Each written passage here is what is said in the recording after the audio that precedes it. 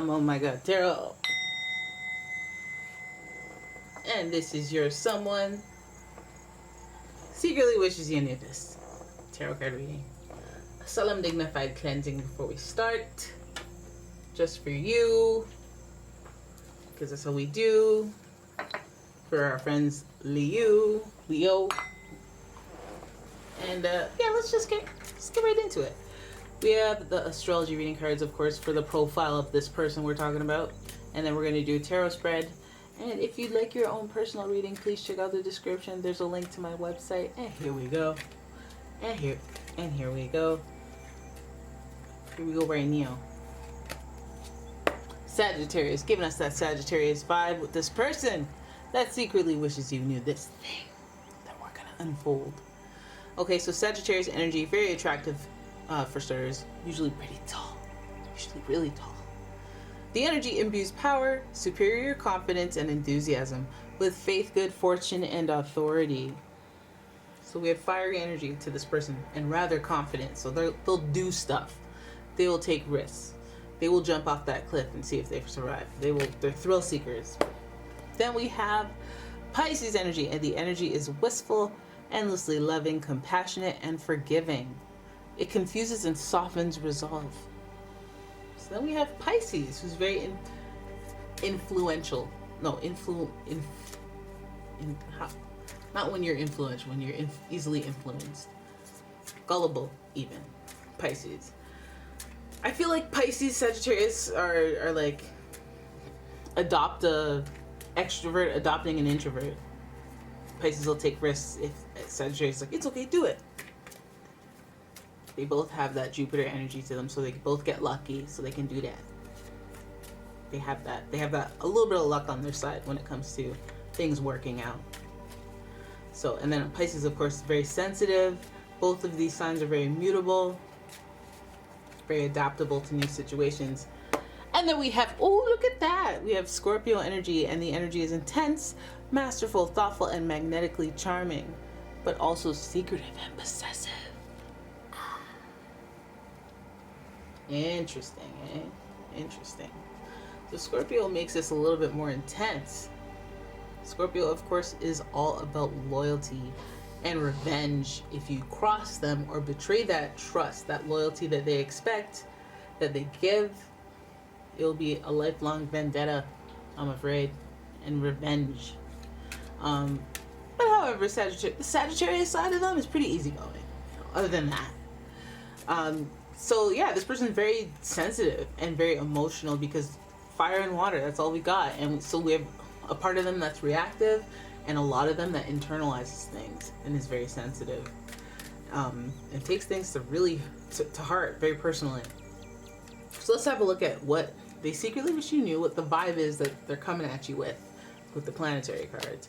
And oh, that would be Mercury. Look at that. Communication. They got to communicate. They're going to communicate this. They're going to let you know. They're going to figure out a way to communicate what they wish you knew. At least that's good. That's like, okay, you're just figuring out how to communicate. That's fine. Doing it the right way, right timing, or whatever the heck your excuse is. This is how you think, write, talk, and travel. Mercury. I'm not mad at that. I'm not mad yet. Because Scorpio is ruled by the planet Mars, and Mars is always ready to pop off. Conflict energy comes from Mars, but that avoid confrontation energy comes from Pisces. Pisces is ruled by Neptune and Jupiter, but Neptune is very like non-confrontational, like chill, like relax, just want to live in my head and stuff like that, like self-sabotage. Whereas Jupiter's, they're lucky, they're optimistic because they're always lucky, they're blessed, they're connected, well connected to the source. Okay, so let's have a look at the tarot and see what this person secretly wishes you knew. Now that we know who we're dealing with. Secretly wish you knew. Ooh, look at that. 8 of Wands. What the heck, guys? This person's traveling. They're traveling. I feel like this person's putting in the effort. I hope the effort is put into something positive. I hope you have not crossed this person, because 8 of Wands, like, oh, I'm getting over there overseas on a bike. I'm getting there. Oh, I'm gonna get there. Or it could be one of those, I'll do anything, I'm gonna get there, I'm gonna do it. And that sounds much nicer, right? A little weird, but much nicer. And it's like, oh, whatever it takes, whatever the cost. That one you could smile at, for sure. But Eight of Wands represents that like special effort that they're willing to do or put in. Yeah, but that could also indicate travel, so things that take a little extra oomph to get to. Queen of, okay. They know that they might have to put a little zhuzh on it, especially if you're coming from a salty place with this person. Queen of Swords, your walls would be up relative to this person, so they know that they would have to put in a special effort. I'm thinking communication-wise. They know they're going to have a talk with you.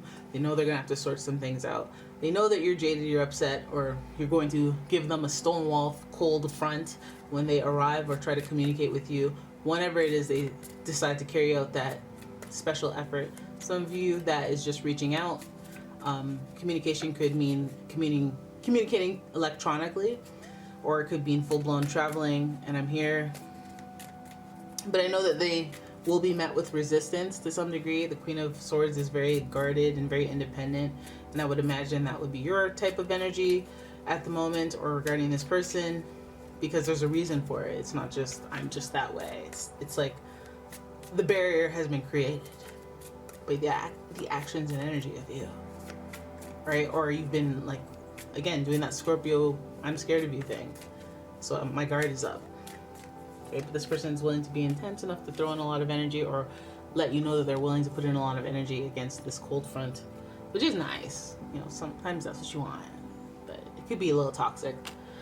Then we have the Queen of Pentacles. Of course, you're guarded. Of course, you're guarded from this person because you think they want an opportunity. They want to take your coin. They want to take your time or space or money. They just want to take some of your resources. Take away from your resources. So you're doing well, working, doing your thing. This person's like, oh, I want to come too. That's a little bit more gas money. It's a little bit, oh, wait, can you pay for my dinner? That's more taking away from you. This person, I feel like they see you as the Queen of Pentacles, even though they know they'll have to deal with the Queen of Swords at first. Who is behind the Queen of Swords? The Queen of Pentacles upright. Willing to be generous. Always willing to be generous, which is nice. You're nice. That's nice. Wanting to take care. Wanting to be nurturing. But I feel like this person attracts that nurture for themselves. The one that they're supposed to project. They may want that, or they may get that for you. That might not even be something they're asking for. It might be you just being like, okay, well then I'll give you all this. Don't buy stuff for people. Don't cancel plans for people.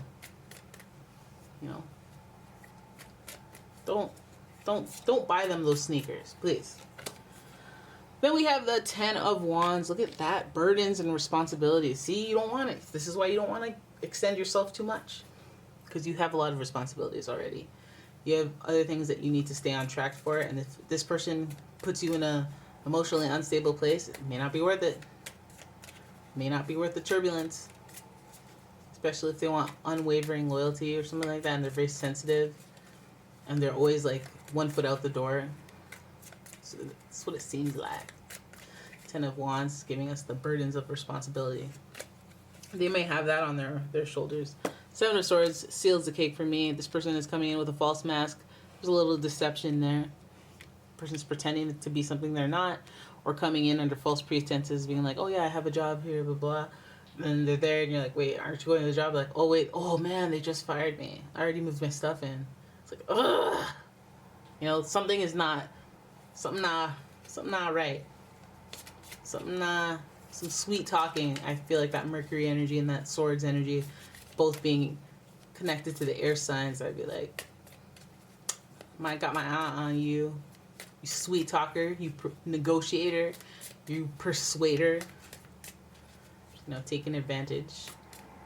Maybe they're testing your loyalty to them. Like it's something, nah. It's something about that makes me not want it for you. Right? Let's see something else. King of Pentacles. Oh no.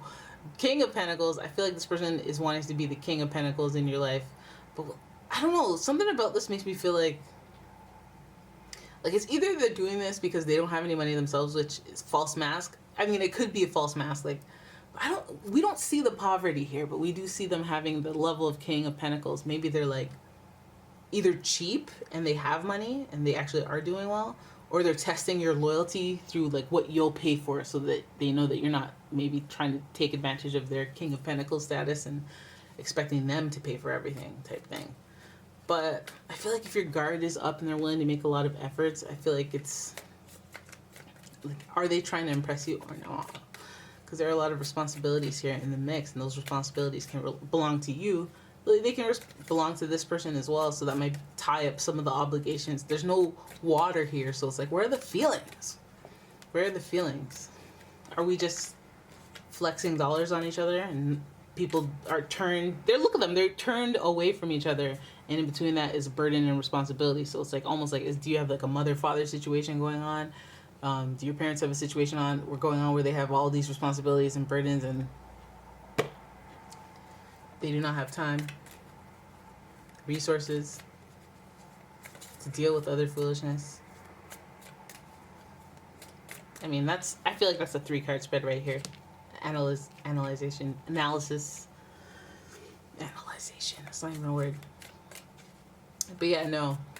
The 8 of Wands thing, I feel like this is like a person who's willing to show the effort of coming towards you, really laying it on thick, knowing that you're probably mad at them about something else, them wanting some of your time, maybe even some of your money, maybe some of your resources, but you having a lot of responsibilities and needing to keep that in mind, especially when you're not an emotional, but an empathetic or compassionate type of person, where your mastery is your things, your resources, your time, your money.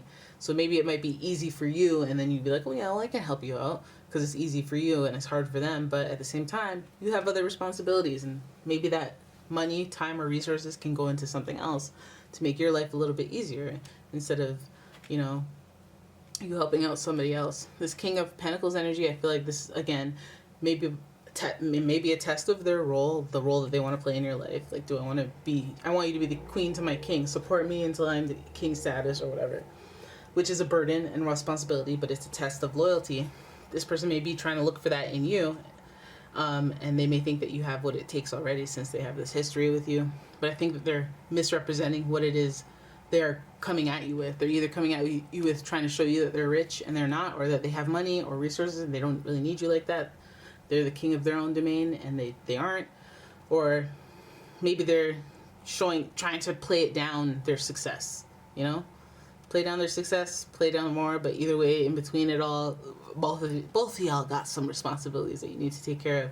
So they may be deceiving you as a like, they have to, like, that's their last option, or doing it for the right reasons, or not even the right reasons, but they have responsibilities, so they have to do stuff, like misrepresent who they are. I don't feel like it's like this is a heist type thing where I'm deceiving you. This is like maybe presenting themselves falsely, and I guess we all do that on first dates, right? Like, we're just like, yeah, no, I'm easygoing. It's like, no, you're not.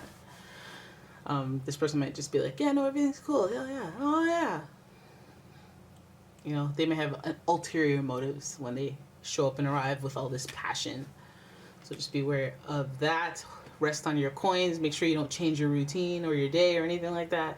If you want to schedule people in to explain themselves or talk to them because they want to communicate, be like, I don't know, I'm not promising anything.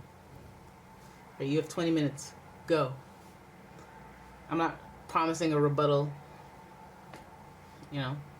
Sit on your coins, ponder, think. Just be like, hey, let me enjoy this power authority that I have here. But yeah, no, and still be wary of your emotional state. Like, if you're gonna talk to somebody who's gonna put your emotions in shambles and you have to call in sick to work, like, no, we're not doing that. We have to be that Queen of Swords, stoic, observational of scenarios instead of involved in emotional compartmentalization. We have to be outside of your scenario, observe it, and still stay on top of our responsibilities as an indicator of being healthy and doing things the right way. Stay on your routine. At first glance, what may will not reveal what you see at first, will not reveal the entire picture. It'll take time to reveal the entire picture, and just know that, because what you see at first may not be what you ultimately end up seeing in this person. They may turn out to be the King of Pentacles, somebody who's very responsible financially, may have shortcomings in other ways, jealous, possessive, controlling, but they have other responsibilities, and maybe what those responsibilities are should be discussed, right? So there's a lot going on here with this person, feeling like they come on intensely because they're very emotional, all this water and fire energy foundation, and the communication is a lot of talk, and it feels like a lot of negotiating, talking, and bearing with me, and there might be some arguing as well, and this person may be doing it for that earthy type Taurus, Virgo, Capricorn type thing where they do tests before they commit to somebody long term.